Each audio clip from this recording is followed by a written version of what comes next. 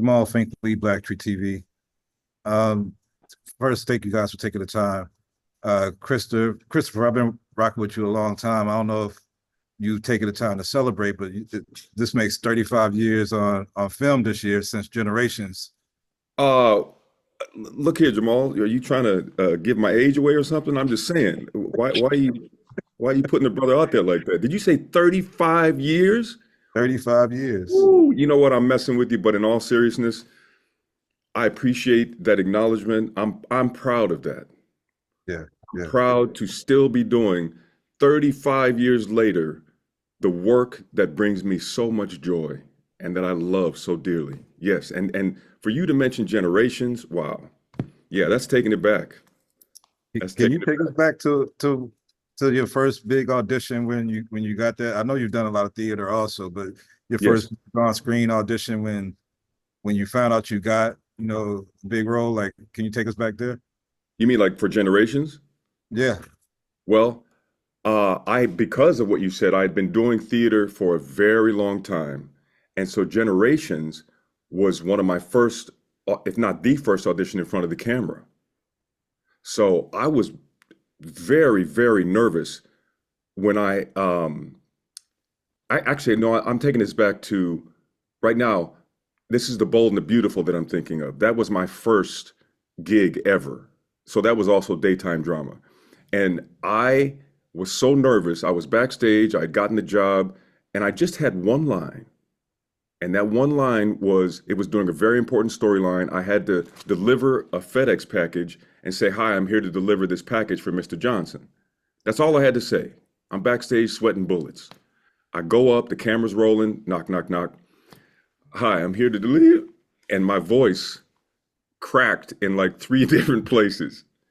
And I thought at the first line that my career was done. Long story short, the director was very, very down to earth and understanding and gave me a few more attempts at it. Everything went smoothly after that, after I worked the nerves out. And now here we are 35 years later. Wow.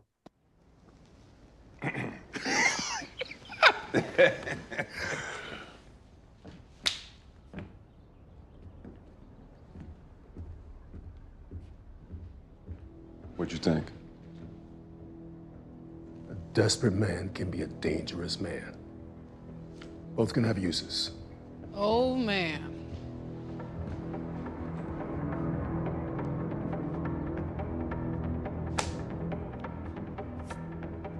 I searched my mind trying to figure out why my stubborn ass father would call me in for.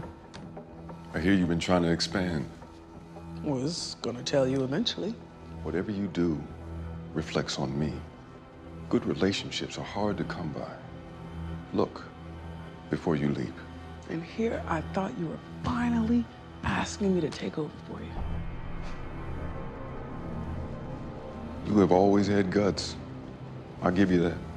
But Detroit isn't short on courage. What we need is self-control. I agreed to let you venture out with your own crew, but you make no mistake, you still carry my brand.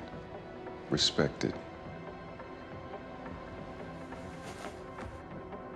I'm sending you someone. Put him to work in your organization. I decide who works for me. Let me know how he does.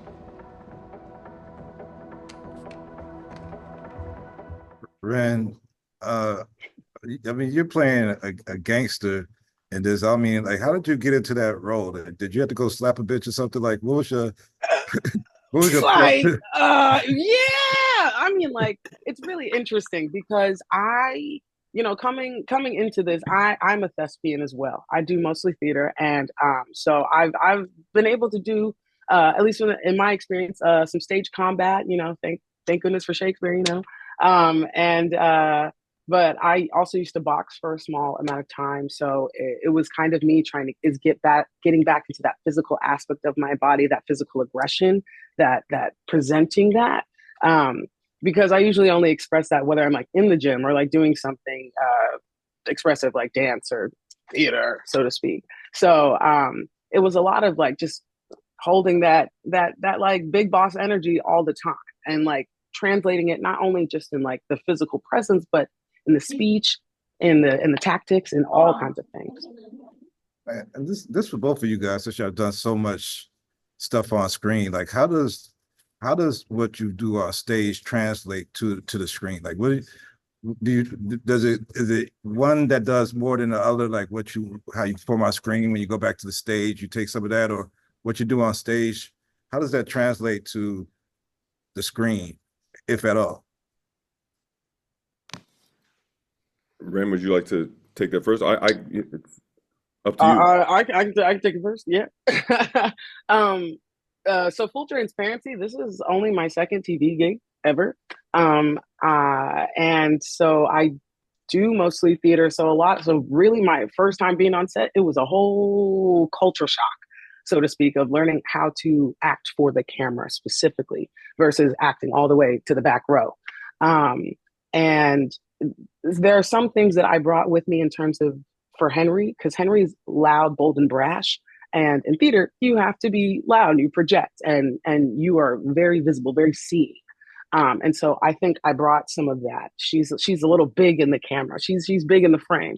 And then there are moments in film when it gets intense, when it gets deep.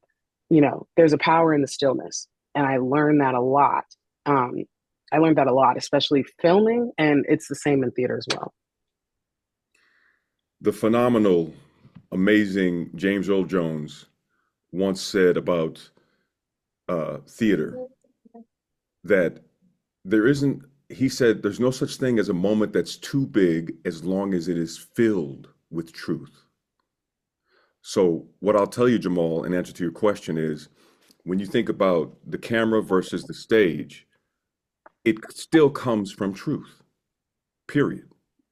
That's the core factor that must always be at play, is that it's coming from truth. The camera can capture those nuances and subtleties that can't be captured if you're on stage. But nevertheless, either place, as an actor, you're coming from truth.